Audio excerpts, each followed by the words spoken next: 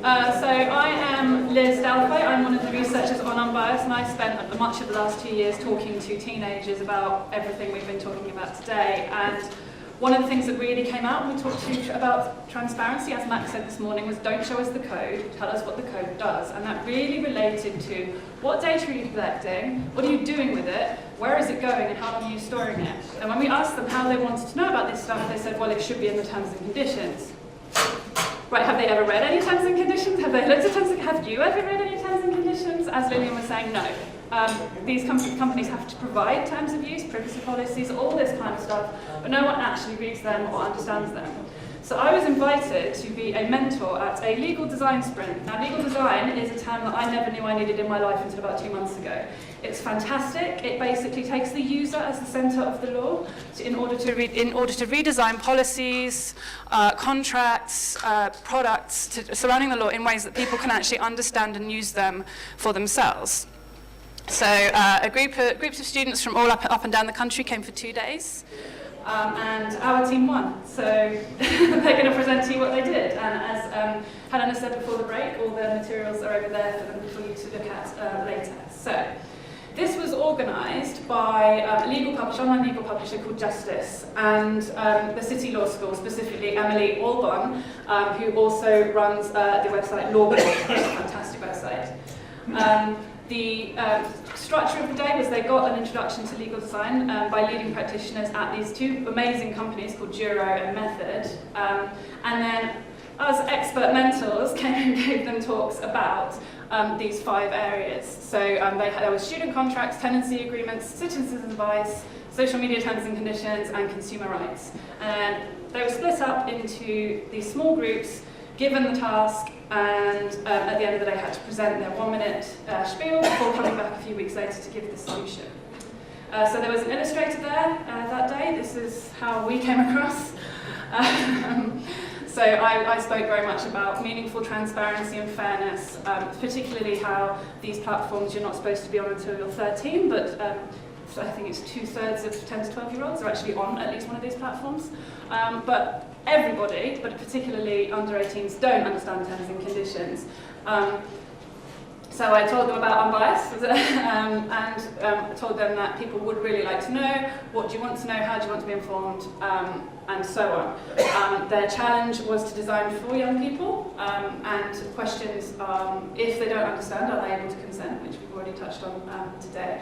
But they, instead of having these terms and conditions hidden in the settings, the idea was that they presented upon joining and you were given relevant information. So they went away, had really productive discussions, and came back with this 1-minute spiel where they got given a section of Snapchat's terms and conditions. So they created these 2 personas, a 12-year-old and a 64-year-old from Wales. For some reason, that ended up in the presentation, in the illustration. The girl was from Newcastle, but it's more important that the guy was from Wales, I guess. And they very quickly focused down on 12-year-olds, nothing to do with my input, I promise you. But they came up with great ideas such as that parents, on a sign-up of a child younger than 16, that the parents should receive the terms and conditions by email. So you have to put a parent's email in and get a full copy of the terms and conditions to someone who can actually consent on behalf of their child. And they came up with the idea that young people people of different age groups really need lots of different options for their own understanding. So younger people would respond to things like comic strips, whereas older people might want more kind of just simplified language or whatever it is. But they really focused down onto comic strips, animations, and interactive characters. Second day, they did a 15-minute presentation, which they're about to show you. Team Social announced the winners, and it was really, really lovely to see because they did their own original research, which I will show you. They used some results and recommendations from our real young people as part of UnBias. They really took on board the legal design principles, and as young people themselves, they used their own experiences and knowledge. So I was super excited to see all of this, and I hope you guys will be too, so I'm going to introduce you to them now. So we have Christina, Jessica, Maheen, and Chloe. All law students at City University, although I promise there were people from other universities there that day. So, Jessica. Okay, thank you for the lovely introduction, Liz. So, as Liz told you, we are focusing on design principles. And now, before we really get into the presentation, I want to show you this quick diagram. And this just maps the journey of design right through from the problem to the solution. And you can see that the understand your users, that's something that's an element that's carried through all stages of the design process. So my colleague Christina is going to talk you through the problem, the explore and define stages, and going to hand back to me for the design, delivery and solution. Thank you. Thank you, Jess. So yes, the problem here is what we had to look at was the big goal, to present information of the T's and C's, the remit which is given on the left-hand side, which was about the public license that Snapchat has, and to make that into more easy digestible form, which people, especially young people, have to read and understand. The initial problems we identified was that a single point is distributed among various paragraphs. I know you can't really read that, but when you do look at Snapchat's terms of service, you'll probably see that. There are vague and unclear terms, as well as many, many listings, so a lot of commas, so something that young people especially would not understand. So in our research from Liz and Helen's paper is that a third of internet users are under the age of 18. This is not a minority group. Many of us do have social media accounts, and the young generation, especially the millennials, do have social media.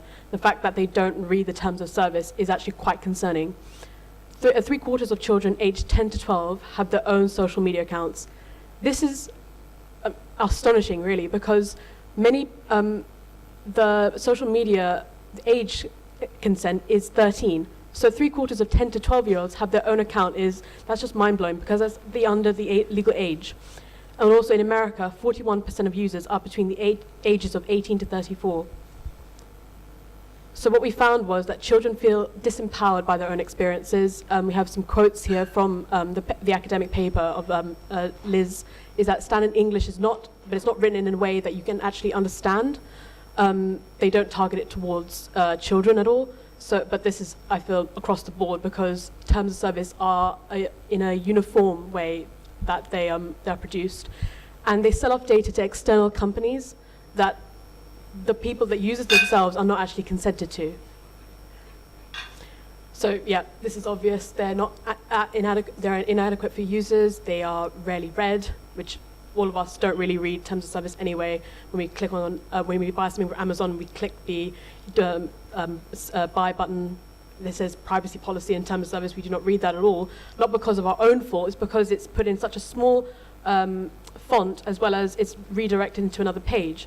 And then it's this whole palaver of text that you've got that you wouldn't understand. And you can't really negotiate anyway. The irrelevant clauses, which adds to the length and complexity of T's and C's. So for example, Instagram is one of the worst offenders. It would take 77 days to read Instagram's policy. So, and I'm sure, exactly, yeah, young people probably would take longer than that. Probably wouldn't even understand that.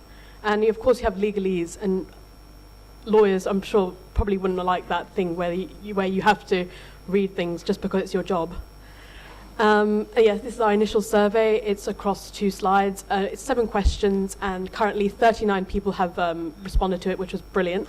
We would love more people to respond, but we had that amount in just during that period of time, which we were allocated over the summer period, and it was quite a telling response that we received. So that's the survey results we got, and here's this in a different format the questions as well. And just in a different way on the table, did you read the terms of service before downloading Snapchat? Question number 1.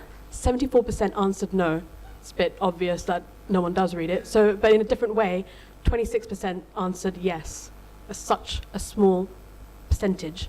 Did you understand the terms of service? And that was just the 74%. 57% answered no.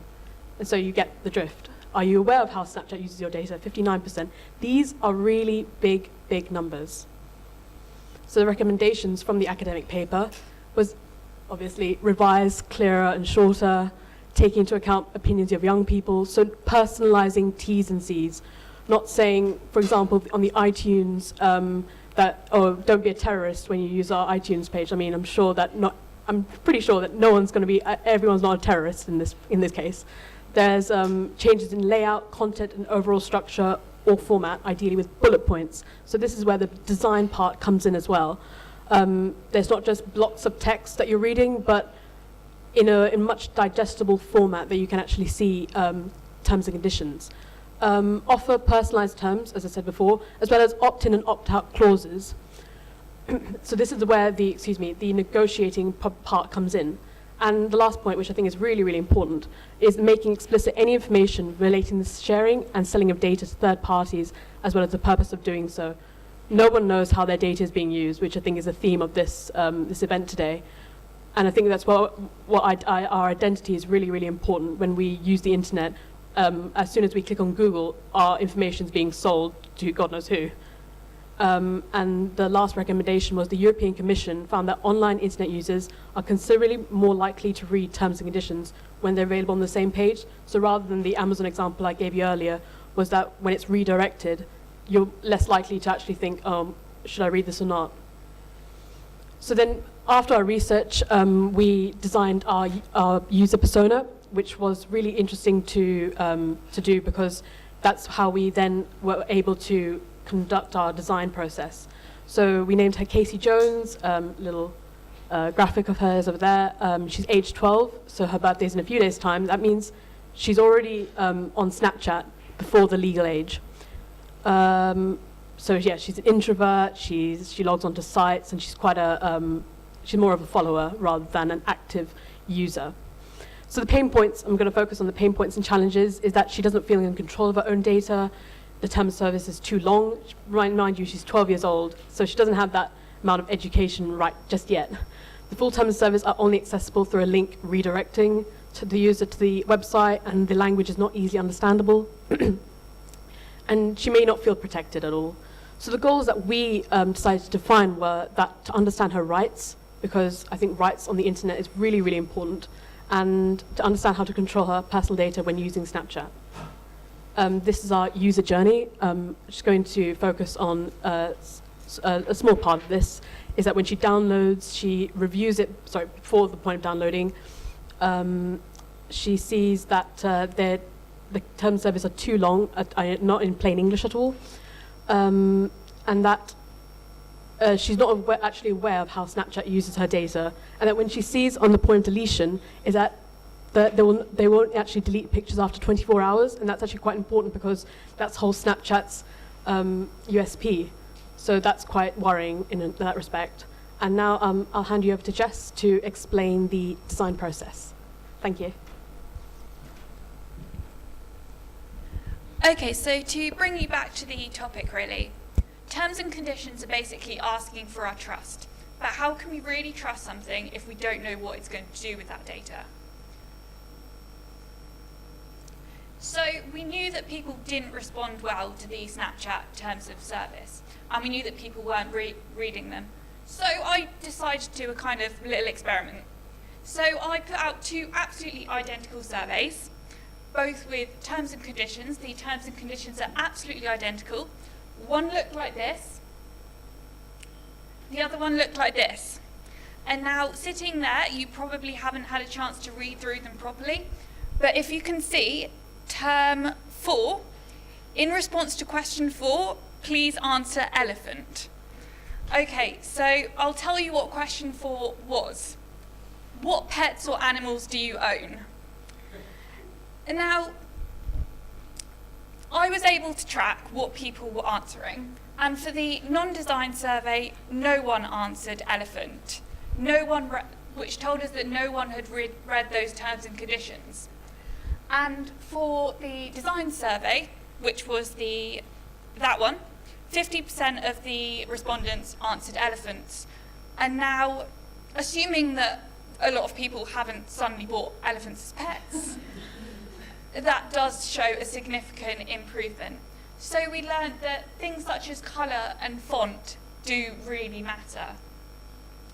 So once we knew this, we started breaking down the block of text that we'd been given.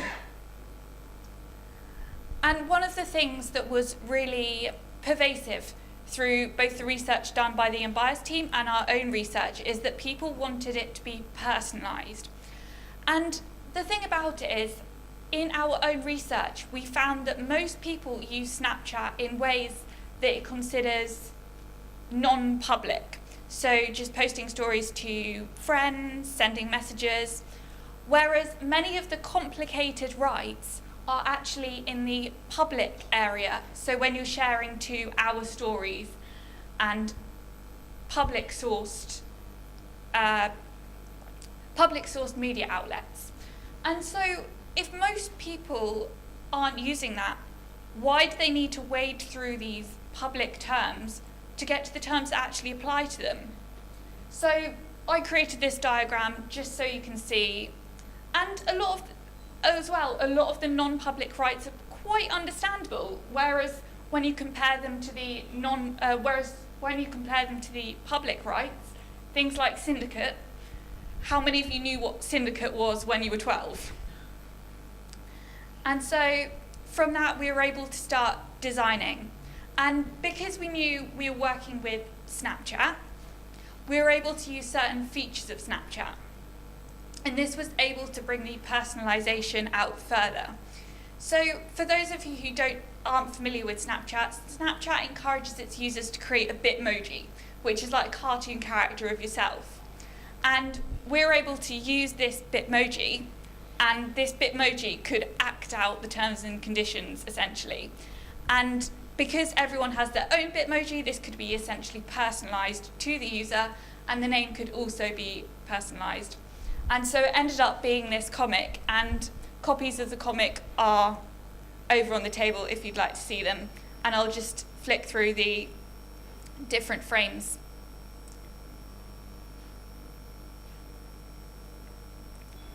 And these were also being able to be digitalised, and so they could be potentially animated. And so we put these into a survey and asked similar questions to we asked in our first survey. Did you read the terms and conditions? And I think you can see from our feedback that people were much likely to A, look at the design terms of service, and B, they actually understood them, which was something that when you do condense terms of service that much, they can become less understandable, especially in comic form. Yet the high amount of people who said they understood it showed us that this wasn't so much as a problem as it might have been. However, we did consider these people who answered that they preferred the standard conditions and that they said they didn't understand our design. So these were the main elements of feedback that we got.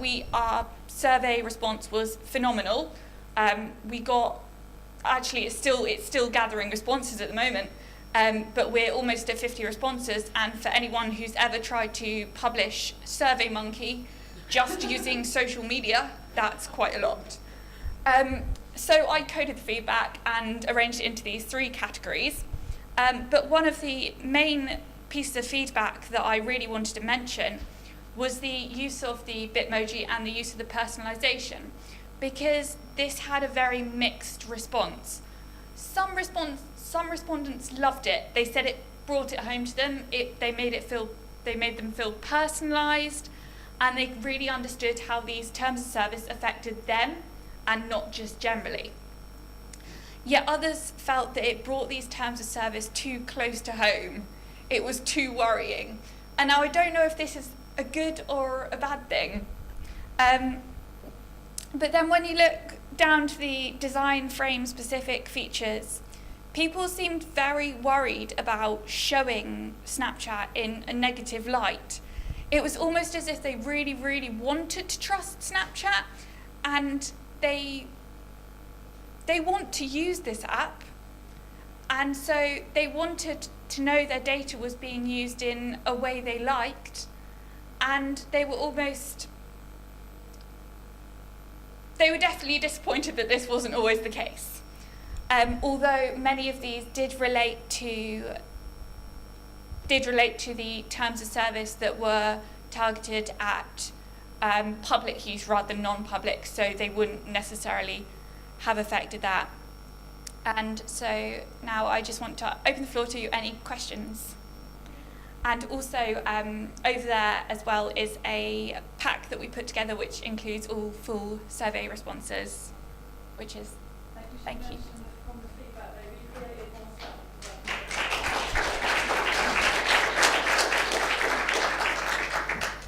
So they've really taken this on board, and from the feedback they've designed something where you have the comic strip but you can swipe so that you can actually see the legalese terms of service if you don't actually understand.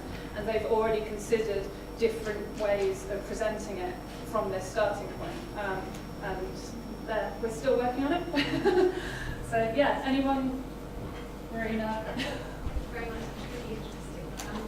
I'm just wondering in that last point that came up that they were quite disappointed. Well, there was this uncertainty about not really wanting to know or wanting to know they wanted to use Snapchat. Did you get a feel for that they imagined that all this was dealt with already? That there was any kind of within the way to be designed, had been designed with their benefits in mind? Yeah, I think it's a difficult one because at the start they didn't really trust the Snapchat terms and conditions because they couldn't read them, and now they're not really trusting the terms and conditions because they can. So there's not really much of a solution apart from changing Snapchat's terms and conditions, and I don't think they're going to take too kindly to that. But I think that one of the things really was that many of these terms and conditions that they were worried about don't even affect them, and that they would not necessarily have to interact with.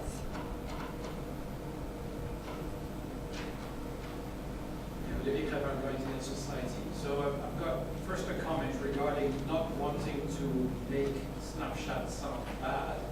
Is this some kind of, I mean, does one have a sense that it's a bit like an addiction in that, you know, you drink and you know drinking is bad for you, you smoke and you know it's bad for you, you use Snapchat and you know it's bad for you, you just don't want to know that it's bad for you? Well, I'm still using Snapchat. So I've got two questions. The first one is, did you also do, did you compare the results that you got here regarding people, young people not reading the terms and conditions with the adult population not reading the terms and conditions? Is it sort of similar levels of not reading the terms and conditions and using the service? Yeah, it is. It was similar because the survey wasn't put only out to children, but they did indicate. But I think it does benefit adults as well using the service, and as well something that was raised when we originally gave this presentation was the graphics can seem childish, and that was part of the feedback that we got given, but because they use the design that's already within Snapchat and the user creates this Bitmoji, so it does stay in app, and this really echoes the European Commission report that people didn't want to feel like they'd left the app when they were reading the terms and conditions. And I have a second question, which is, I gather we've all connected to the digital catalogs system here for the internet. How many people have read the terms and conditions?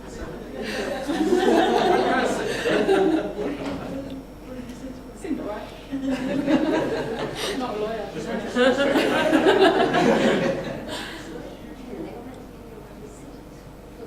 You do, right?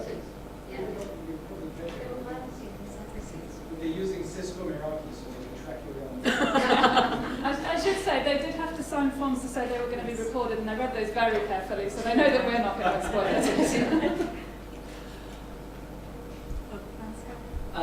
So I'm not a Snapchat user, which is why I have a question about the personalization of the comics. Can you personalize them before you signed on, or is this only for reading the terms and conditions after you've already joined? The personalization is actually done in a separate app, so you can do that before or after. But if they don't, you can have Casey Jones. Yeah. And also what we were thinking about is when the point downloading, they would be able to see the choices of what they could actually tick, the terms and conditions, what suited them. And so then if they wanted to, for example, if they didn't want to chat on Snapchat, but then they decided later they wanted to, they could change that in the settings, so then they would understand what that would entail. So as you were presenting, I was thinking, it should be relatively easy with enough resources to do these things for a whole number of platforms. So me and Maheen are in the middle of having a conversation about this. All right. Do you want to talk a little bit about your siblings? Well, the work we done as a whole group, I was discussing it with my siblings, and they're in secondary, and my brother is also in primary, and they were quite interested and a bit shocked and a bit taken back with, what can Snapchat do, and what Snapchat is able to do with the data without them knowing, which is basically what this platform is about. So they were like, there's a lot of girls in their school, and in my secondary school, I'm aware of that. There have been incidents where, a lot of stuff, a lot of data, a lot of personal things have been leaked through social media, and what my sister was saying is that they think it's a really good idea for us as a group to make this for other platforms, such as Instagram and Twitter, and come to schools and stuff and present it, because, as I said, young kids need to be more aware of this, and the more you try to do it, it's less, it's not enough. So that's what I'm working on. And the suggestion would be that, if you had some, it was beyond the scope of this, but if you had some kind of technical help, I think one thing that would be interesting to try would be to, as some of these examples that clarify some of the uses of the data, use the data of the user. So if I gave permission to this tool on my account to show me what could happen to my stuff, it would be even more kind of tangible, because it would say, you've given Snapchat permission to change this photo of yours, for example, or to delete this. Help, Michael.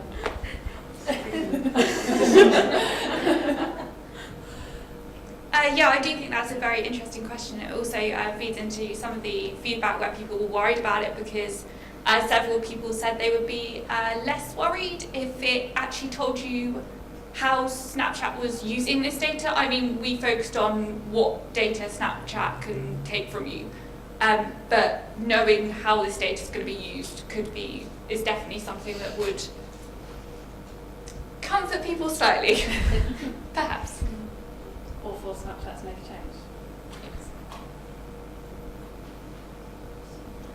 Thank you very much. This is really interesting, and I think we've been in a really privileged position to spend a lot of time looking at the terms and conditions using this app. So I think you should be quite familiar, maybe more than any of us would ever be, with any of the apps that we're using in real life. So would you say that you have a good understanding of what happens to your data? Do you know what Snapchat does? What data does it collect? Where does this data go? How long do they keep it? Do they share it with friends? Do you have this comfort that you know, having spent so much time looking into terms and conditions, what happens to the data when users use this app? I personally don't. Perhaps I don't want to. We were only given a very small section of the terms of service to work with, but it would be the whole 10-day trawl. But also, I think it's important that they don't say what the No. company does with the data. It's just about what permissions you give them. What later happens. The thing is, with Snapchat, there's a lot of commas we're allowed to save, upload, sell. There's a whole set of commas with nothing really explaining what it does.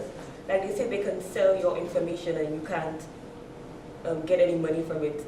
And we can give it to our affiliate, and that's about it. That's all it says.